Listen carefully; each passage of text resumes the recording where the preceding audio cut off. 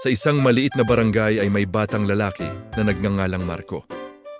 Siya ay masayahin, masipag at laging handang tumulong sa kapwa. Isang araw napansin ni Marco ang kanilang kapitbahay na si Kuya Ben. Si Kuya Ben ay may kapansanan sa paglalakad dahil sa isang aksidente. Gumagamit siya ng saklay upang makagalaw.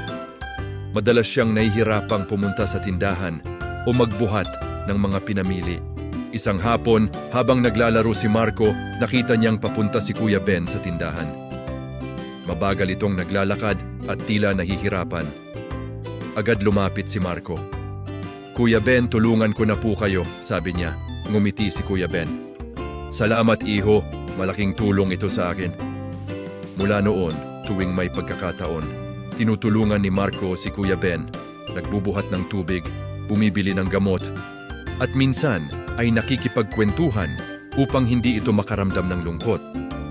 Dahil sa kabutihang ipinakita ni Marco, natuwa ang mga tao sa kanilang barangay. Natutunan nila na ang pagtulong ay hindi nasusukat sa edad o lakas, kundi sa pusong handang umunawa at magmalasakit. Isang araw, sinabi ni Kuya Ben kay Marco, "Hindi man ako makalakad ng maayos, pero dahil sa iyo, mas magaan ang bawat araw ko." Napangiti si Marco.